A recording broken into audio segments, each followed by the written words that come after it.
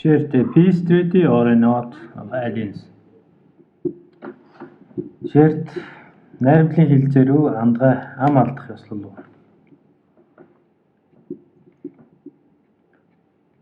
The rise of Moscow in late 15th century was particularly noticeable in its changing diplomatic practice and its increasing insistence on Moscow's superior political status vis-à-vis its many neighbors.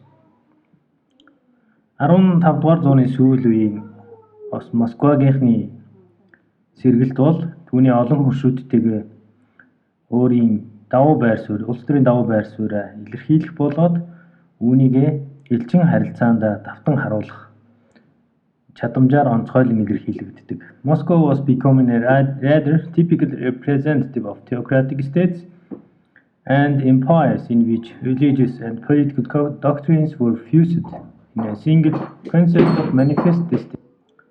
Ингээд Москва илүүтэй шашин төвтэй төдийгүй өөрийн улс төр шашны бодлогоо улам өсөн нэмэгдүүлж байгаа зарлан тунгагласан зүг чигтээ эзэнт гүрэн болох зам руугаа орж эхэлжээ. Chinese emperors ruled under the mandate of heaven and considered any other rulers a barbarian seeking their benevolent protection.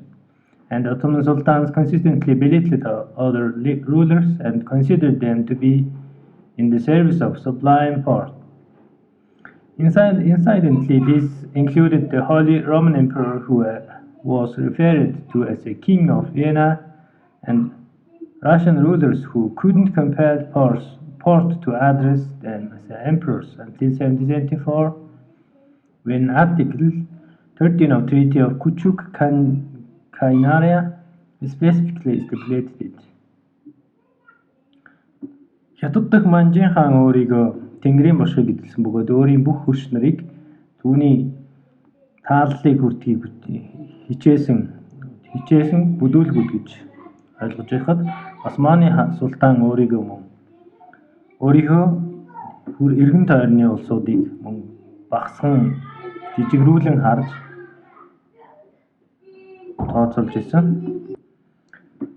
Харин өөрийгөө Венийн хаан гэж үздэг ариун Ромын эзэн тулс ч гэсэн тохиолдлоор энэ ойлголтод багтдаг бөгөөд харин Оросууд 1774 оны 10 онд тогтоосон Kuchuk-Kainaria-гийн гэрээний 13 дугаар зүйл хүчин төгөлдөр үйлчлэх хүртэл өөрсдөө үүнд оруулан тооцдог байсан.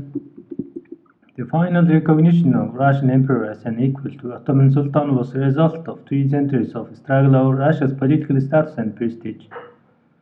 The first sign of change in Moscow's self-perception was evident far from its southern frontier. In 1387, Hansa merchants who arrived to sign another trade treaty with Novgorod were presented with a document startlingly different from those they had negotiated in Moscow in the past. The new treaty raised a number of political issues, including Moscow's concern over safety of Orthodox churches in Livonian cities. Most striking was contrast to previous treaties, which were signed by Hansa and Novgorod as equal partners. A new document was presented as a petition of Hansa merchants to Grand Prince, who benevolently conferred it upon them. In the end, Ivan III had to submit to merchants' protestations and compromised on the language of new treaty. But his political message had been heard. Novgorod was now a part of Moscow, and Grand Prince was its supreme ruler. Османы султантай эрх тэнцүү гэж Оросын цайр хүлээн зөвшөөрөгдсөн явдал бол сүүлийн 300 жилийн турш төрөнсөн улс төрийн байр суурь болоод нэр хүндээ хадгалах гэсэн тэмцлийн үр дүн байсан. Оросын өмнөд хил дээр Москвагийнхан өөрсдийгөө өндөрт тавьж үздэг хандлага бол эртнээс байсан бөгөөд анхны тэмдэг нь 1487 онд Хансагийн худалдаачид Новгородд худалдаа хийхээр ирээд өмнөхөөс огт өөрөөр хэлсэн гэрээний драфттай танилцсан. Ингээд энэ шинэ гэрээнд бол Оросууд Ливоны хотод дэх уламжлалт загалмай шашинтнуудын найдвартай байдлыг хамгаалах тухай асуудлыг оруулсан байсан.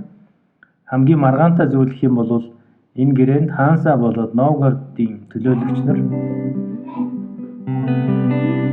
эрх тэг шамтрагчд гэсэн зүйл заалтыг хассан байсан. Ингээд шинэ гэрээгээр бол хаан цагийн худалдаачид Москвагийн их ванд өргөдөл өргөж түүний хамгаалалтанд орох гэсэн санаатай болсон. Гэхдээ ингээд төгсгөлд нь 3 дугаар Иван бол энэ худалдаачдын өргөдлийн дагуу тэдэнд хамгаалалт хүртээж мөн тэднийг гэрээгээ өөрсдийнхөө хэлээр хилэгшүүлсэн.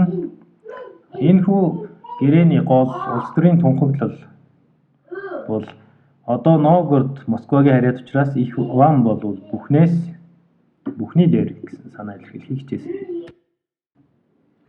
The Hansa merchants were not only ones to rebuff the Grand Prince's growing ambition. The Crimean Hans continued to regard princes as their subjects and demanded to be addressed as a Hans, that is, superior ruler. When in 1560 Vasily instructed Crimean Khan to send troops against Lithuania, Muhammad Grey reminded that Grand Prince of his improper commanding tone and inquired rhetorically, who is greater, Grand Prince or Khan? Moscovites continued to oblige, even though some within the crime understood that Grand Prince had in fact become sovereign and didn't need to obey Hans. Хансагийн худалдаачд бол их вангийн улс төрийн их хүсэл эрмэлзлийн үүднээс эргэтгэж байдлаасаа татгалзсан анхны жишээ биш.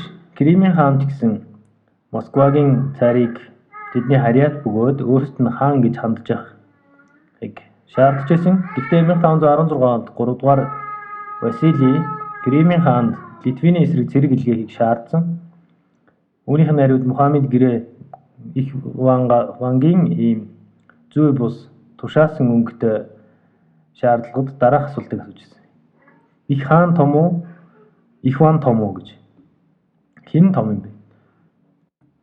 Москвагийнхан үргэлжлүүлэн хүндэтгэлтэй хандаж эхэлсэн. Гэхдээ Кремийн доторх зарим хүмүүс бол Москвагийн их ван одоо бодит байдал дээр бие даасан тусгаар тогтносон. Тийм учраас хаанд албахах үүрэг гүйцэтгэх шаардлагагүй болсон гэж бодож байсан.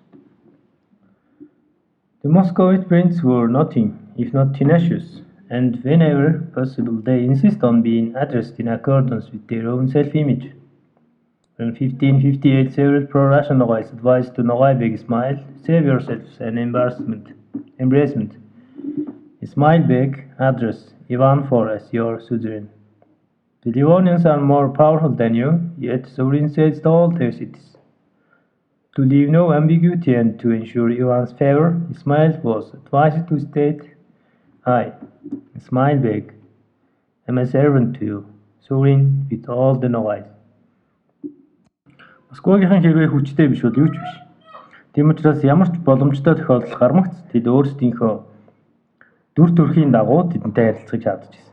1558 онд жишээлбэл Оросын талыг баримтлсан Ногойн зарим ноёд Ногойн Бэг Исмаилд ичгэвтер байдлаас өөрийгөө хамгаалахын тулд Исмаил Бэг чи 4-р Иван ванд эзэннэ гэж харилцав. Одоо Ливанчууд чамаас хүчтэй мөртлөө тэдний бүх хотууд нь Иваны харьяат хотууд болсон гэж зөвлөгөө өгсөн. Ингээд эцэст нь тодорхойгүй байдлыг арилгаж Иваны тааллыг олохын тулд Исмаил өөрийгөө би Исмаил Бэг таны боол бүх Ногой нарын эзэн гэж хандаарай гэж зөвлөв. Securing a pledge of loyalty from its perceived subjects became cornerstone of Moscow's policies toward peoples it confronted on its southern and eastern frontiers.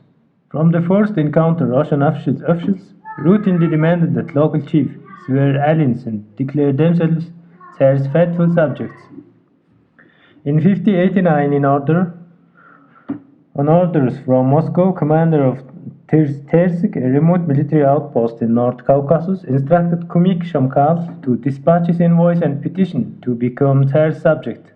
When such an envoy didn't arrive, commander was ordered to warn Shamkal that a large army was ready to be sent against him, because he didn't seek our favor and payment. Орон нутгийн хүмүүсийг үнэнч байдлаа илэрхийлэхийг шаардах нь бол Москвагийн өмнөд болоо зүүн хилдээ баримтлсан бодлогын гол суурь болсон. Оросын төшмөлүүдтэй анх тулгарснаас нь эхлээд тэд орон нутгийн удирдагчдыг байнга андгай өргөж ам алдах, тэгээд цайрын үнэн шариат гэдгээ зарлахыг шаарддаг байсан. Тухайлбал 1589 онд Москвагийн тушаалаар Хойд Кавказын хамгийн бөглөө алс хязгаарт орших цэргийн харуул Терскийн захирагчид илгээсэн захидалтаа Кумекийн Шамкал буюу удирдагчид элчээ илгээж цайрын харьяат болох өргөдлөө өргөх гэсэн шаардлага өргүүлсэн. Хэрвээ элчээ илгээхгүй байх юм бол тэдэнд Оросын их зэрэг тэдний шийдэхээр очиход бэлэн байгаа шүү гэдгийг анхааруул гэсэн тушаал очиж байсан байна. Increasingly autocratic Russian authoritarian and centralized state he represented could codify the relationship with disparate tribal confederations only in terms of suzerain bestowing favors in his subjects. The status of various peoples, non-Christian and non-state organized, was no longer negotiable, and Moscow's diplomatic language was becoming less diplomatic. In 1660, Nogai Begishterk wrote to Moscow and continued practice of his many predecessors, addressed Tsar Mikhail as a friend.